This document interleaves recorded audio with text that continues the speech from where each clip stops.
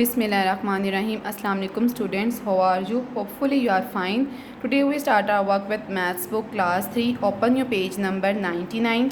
Today we start our new chapter fraction. In this unit we learn about fraction in equal parts to identify halves and quarters in a shape. Now move on your page number 100. First of all write date and day, then solve question number 1. Tick the shapes that are divided in half. Half का मतलब है आधा, तो बच्चों आपने उन shapes को टिक करना है जो आधे पार्ट में डिवाइडेड हैं।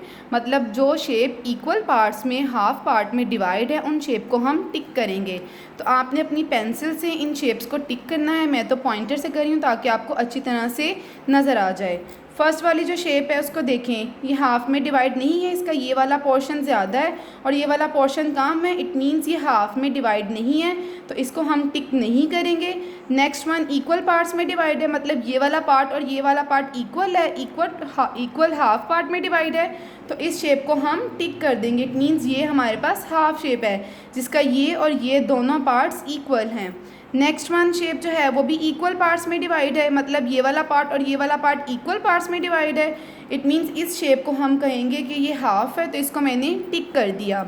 नेक्स्ट वन जो है वो इक्वल पार्ट्स में डिवाइड नहीं है, नीचे वाला पोर्शन ज़्यादा है, ऊपर वाला पोर्शन कम है।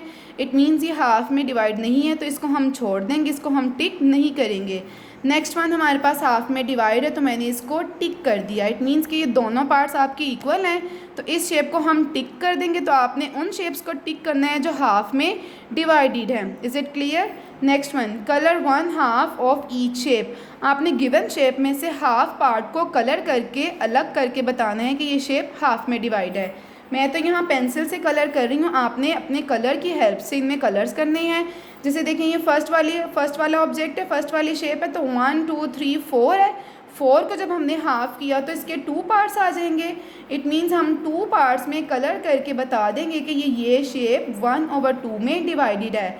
आपने कलर करते वक्त कलर्स को बिल्कुल बाहर नहीं निकालना, बहुत अच्छे से कलर्स करना है ताकि आपकी जो शेप है वो 1/2 में डिवाइड होके नज़र आ जाए। अब ये 1 पार्ट है और ये 2 पार्ट है, इट मीन्स ये 1/2 है, तो दोनों पार्ट्स इक्वल हो गए। नेक्स्ट वन के 2 पार्ट्स हैं, तो 1 पार्ट में हम कलर कर देंगे। आपने अपनी कलर की हेल्प से इसमें कलर करना है ताकि अच्छी तरह से क्लियर हो सके ये 1/2 है। तो कलर आपने बिल्कुल बाहर नहीं निकालने।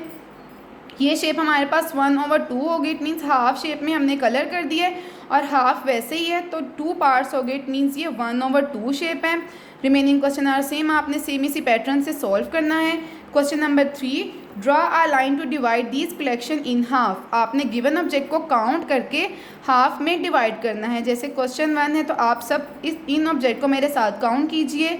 1 2 3 4 5 6 ऑब्जेक्ट हैं, तो जब मैंने 6 का हाफ किया तो 3 आ गया। इट मीन्स 3 ये और 3 ये, तो मैंने मिड में लाइन ड्रॉ करके इनको हाफ में डिवाइड कर दिया कि ये हाफ में डिवाइड हो गए हैं। नेक्स्ट वन मेरे साथ काउंट कीजिए। 1 2 3 4 5 6 7 8 9 10 11 12। तो 12 को मैंने हाफ़ किया तो 12 का हाफ़ हो गया 6, तो मैंने यहाँ मिड में लाइन ड्रॉ करके इसको 6 में डिवाइड कर दिया। इट मीन्स 6 ऑब्जेक्ट को डिवाइड कर दिया 2 पार्ट्स में। इट मीन्स ये 1/2 यानी हाफ एक चीज़ का हाफ हिस्सा हो गया है। नेक्स्ट वन काउंट कीजिए। 1 2 3 4 5 6 7 8 9 10। तो 10 का हाफ़ होगा 5, तो मैंने दरमियान में लाइन ड्रॉ करके 5 यहाँ कर दिया और 5 यहाँ। इट मीन्स इन ऑब्जेक्ट को हमने हाफ में डिवाइड कर दिया, तो ये 5 ऑब्जेक्ट हो गए। Is it clear? Question number 4 tick the shape that have 1/4 1/4 shaded. आपने उन शेप्स को टिक करने हैं जो 1/4 की फ्रैक्शन में, इट मीन्स 1 पार्ट उनका कलर्ड हो और 4 टोटल पार्ट्स हों। फर्स्ट वन जो है हमारे पास शेप गिवन है, तो 1 पार्ट उसका कलर है और टोटल पार्ट्स काउंट कर लेते हैं। 1 2 3 4 टोटल पार्ट्स हो गए और 1 पार्ट कलर है। इट मीन्स इस शेप को हम टिक कर देंगे कि ये 1/4 हमारे पास गिवन फ्रैक्शन है। नेक्स्ट वन 1 2 पार्ट कलर है और टोटल 1 2 3 4 है। इट मीन्स ये 1/4 की फ्रैक्शन नहीं है। नेक्स्ट वन 1 पार्ट कलर्ड है और टोटल पार्ट्स 1 2 3 4 है। इट मीन्स ये 1/4 की फ्रैक्शन है, तो इसको हम टिक करके कह देंगे कि ये 1/4 की फ्रैक्शन है। Is it clear? Next one 1 2 3 4 total parts हैं और 1 पार्ट कलर्ड है।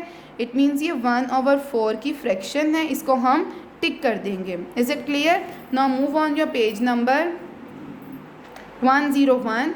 First of all, write date and day. Then solve question number 5. What fraction of the shape has been colored? 1/2 और 1/4. Write in the box. आपने given shape में से देख के बताना है कि किसकी फ्रैक्शन है, 1/2 की फ्रैक्शन है या 1/4 की फ्रैक्शन है। अगर तो 1/2 की फ्रैक्शन होगी तो आपने 1/2 बॉक्स में लिख देना है। अगर तो 1/4 की फ्रैक्शन होगी तो आपने 1/4 बॉक्स में लिख देना है।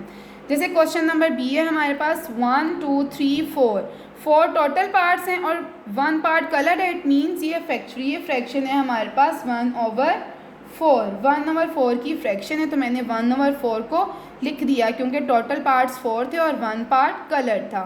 नेक्स्ट वन में 1 पार्ट कलर्ड है और 1 2 3 4 टोटल पार्ट्स हैं तो हम यहाँ लिख देंगे 1/4।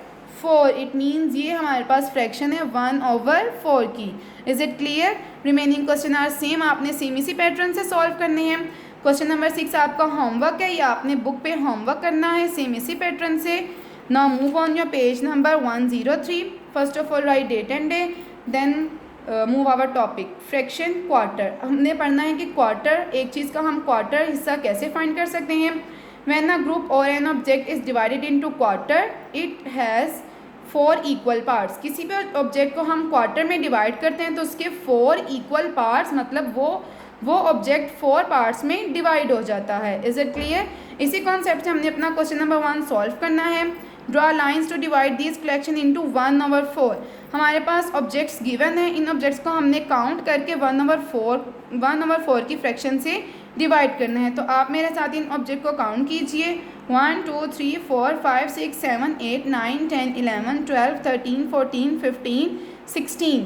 तो 16 को जब मैंने 16 ऑब्जेक्ट का 1/4 हिस्सा निकाला, मतलब 16 की 1/4 फ्रैक्शन निकाली, तो हमारे पास 4 की फ्रैक्शन आ गई। इट मीन्स कि एक चीज़ का चौथा हिस्सा 1 2 3 4 है। इट मीन्स 16 का जब हमने चौथा हिस्सा निकाला तो वो हमारे पास आ गया 4। तो मैंने लाइन ड्रॉ करके इन 4 को सेपरेट कर दिया कि ये एक चीज़ का चौथा हिस्सा है। Is it clear?